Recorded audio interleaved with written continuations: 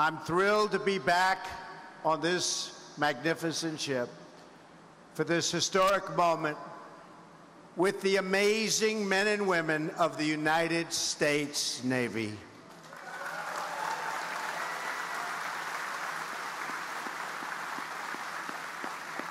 I was with you 4 months ago, and I knew that I had to be here today, and I told you I'd be back to congratulate you and the crew and everybody involved on commissioning the newest, largest, and most advanced aircraft carrier in the history of this world. That's a big achievement. After today, wherever this ship sails, you will all carry a proud title, plank owner of the USS Gerald R. Ford.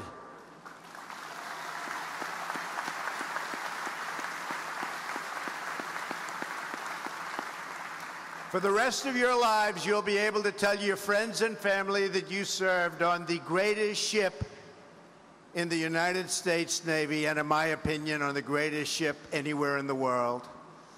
Everyone should take a moment to celebrate this incredible achievement. I want to thank the many public servants who have joined us here today: Treasury Secretary Mnuchin, Governor Snyder, Governor McAuliffe, Senator Wicker, and members of Congress, Secretary Stackley, Admiral Richardson, senior military leaders, and of course, the great Captain McCormick.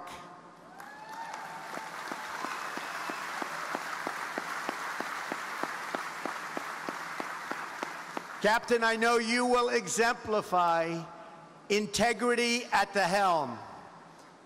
And have a good time doing it, Captain. Proud of you. Thanks to the entire Ford family, Susan, Jack, Steve, and Mike, for all that you've done to support this ship on its voyage. Thank you, Susan. Thank you. I also want to recognize two other people who were very special to President Ford. Thank you, Vice President Cheney and former Secretary of Defense Rumsfeld. Thank you. Thank you. Thank you.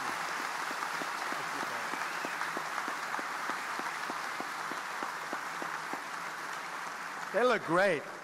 They look great. As we put this stunning ship into the service of our nation, we must also pay tribute to the thousands of citizens, military and civilian, who helped design and build her. Their love of country has been poured into every rivet and bulkhead on this vessel. You hammered, chiseled, and sculpted this mighty hull. You were there when the first steel was cut, when the turbines first roared to life, and when those beautiful bronze propellers first began to spin, and spin they did. And now you are here to witness the moment when your incredible work of art becomes the pride of the United States Navy and a symbol of American power and prestige, no matter where in the world you go. American steel and American hands have constructed a 100,000-ton message to the world. America might is second to none, and we're getting bigger and better and stronger every day of my administration. That I can tell you.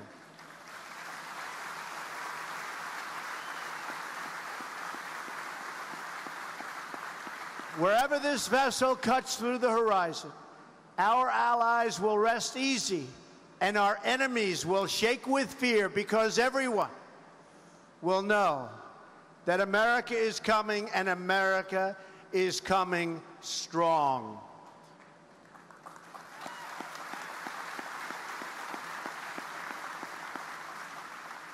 To every worker from Newport News Shipbuilding, and every craftsman and engineer who helped build this incredible fortress on the sea, today we salute you. Thank you.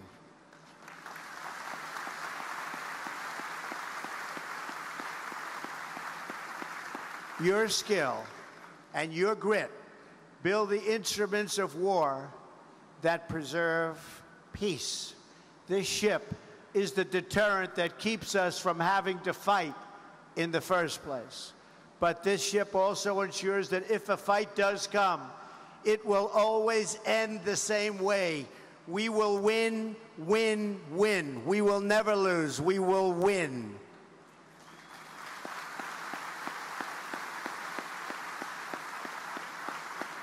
When it comes to battle, we don't want a fair fight.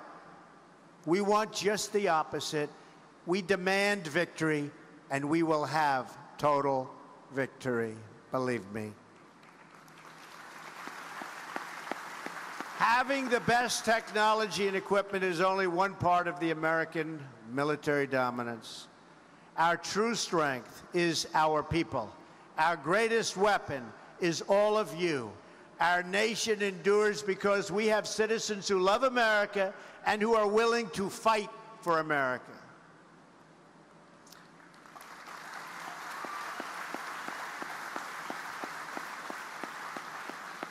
We are so very blessed with warriors who are willing to serve America in the greatest fighting force in history, the United States military.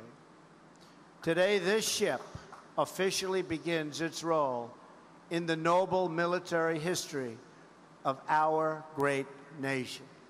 In a few moments, I will commission this wonderful, beautiful, but very, very powerful warship. Captain McCormick will assume command. He will set the first watch, and then the crew of the Gerald R. Ford will man the ship and bring her to life.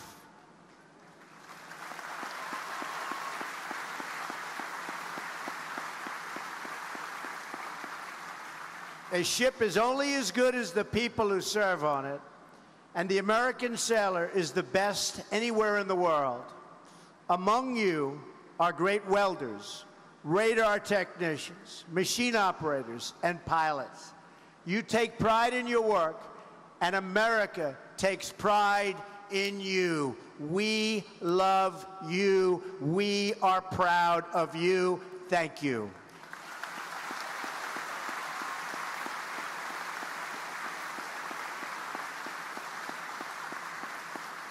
But that is why it is so fitting that this ship is named after a sailor of tremendous character, integrity, and wisdom. You know that, Susan. Gerald Ford was raised in American heartland. He grew up in Grand Rapids and became an Eagle Scout. He played football at the University of Michigan on a team that won 2 national championships. And listen to this, on that great team, he was named MVP. Not bad. He then went to Yale Law School, and after Pearl Harbor, he volunteered to serve. President Ford joined the Navy and asked to be sent to sea. He wanted to do that very badly. He never really knew why. He felt it was a calling. He was assigned to a new carrier, the Monterey, becoming a plank owner himself on its commissioning in 1943. From there, he sailed to the Pacific and saw action, and a lot of action, in the Pacific War. Like so many others of his generation, Gerald Ford returned home and started a family. He ran for Congress, where he served the people of Michigan with honor for many years. From there, he became vice president and then president of the United States of America. With this ship, we honor him for his lifetime of selfless and distinguished service. We also remember his wife, Betty. I remember her well.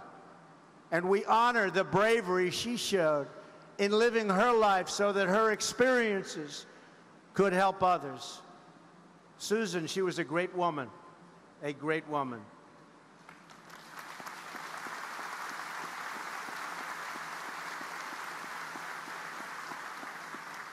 Gerald Ford said that his time in the Navy convinced him that our lack of military preparation before World War II had only encouraged our enemies to fight harder and harder and harder. He learned a lot. In the future, Ford said, I felt the United States had to be strong. Never again could we allow our military to be anything but the absolute best. If he could see this ship today, President Gerald Ford would see his vision brought to life, and he would see his legacy of service being carried on by each and every one of you.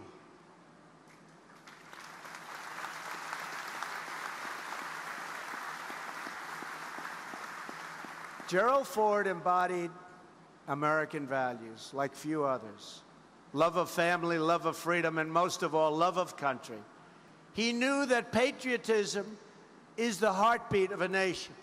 He knew that we must love our country in order to protect it. And he knew that we must have pride in our history if we are going to have confidence in our future. The men and women of America's armed services are part of a living history. You uphold timeless customs and traditions, and you protect our nation and our freedom for the next generation to come.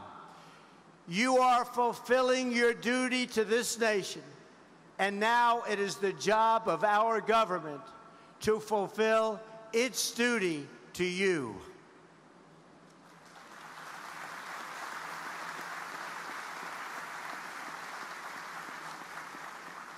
For years, our government has subjected the military to unpredictable funding and a devastating defense sequester. You remember that?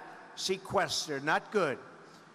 This has led to deferred maintenance, a lack of investment in new equipment and technology, and a shortfall in military readiness. In other words, it's been a very, very bad period of time for our military.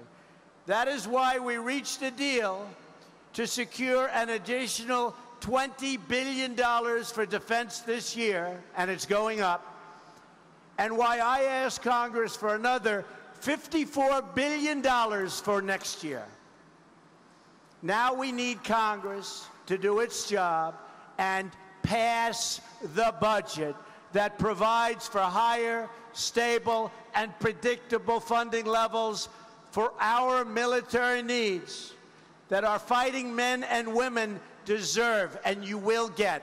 Believe me, President Trump, I will tell you, you will get it.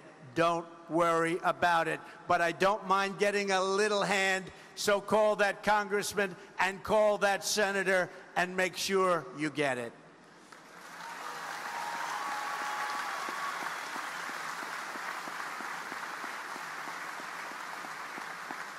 And by the way, you can also call those senators to make sure you get health care.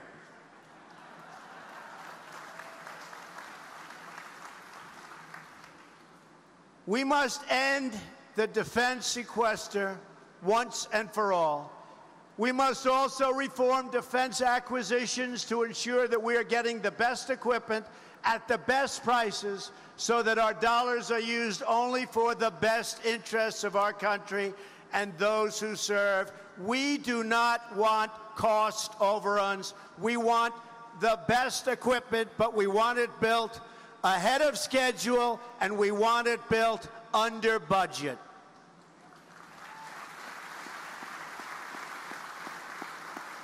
This is the very least we can do for the patriots who have volunteered to give their sweat, their blood, and if they must, their very lives for our great nation.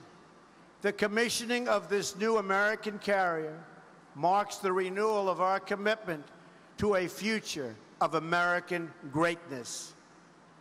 Greater than ever before. Remember that, greater than ever before. Just moments from now, the captain will set the first watch on the USS Gerald R. Ford. And with God's grace, a watch will stand until the day she is decommissioned 50 years or more from now. Most of you who will man the ship today are just about 20 years old. Together, you are embarking on a truly great adventure. The journey will require all of your talents, all of your efforts, and all of your heart. As you know, the sea holds many challenges and threats. But starting today, you will face, together, as a team, aboard this ship, which is your responsibility and your home. 3 generations of Americans will eventually man these decks. Perhaps even some of your own children and grandchildren someday. You will inspire many more American patriots to follow your lead and to serve. And one day, when you are old and have lived a long and hopefully happy and successful life, you may find yourselves back aboard this ship, surrounded by your family, to mark its decommissioning. And on that day, our entire nation will honor not just this carrier, it will honor you and the role you will have played in keeping America safe, strong, and free. To every patriot who will serve on this ship today and throughout history, I say this: keep the watch, protect her, defend her, and love her. Good luck and Godspeed. Thank you to the Ford family, and thank you to every sailor in the greatest Navy on earth. God bless you. God bless the Gerald R. Ford, and God bless the United States of America. Thank you very much. God bless you all.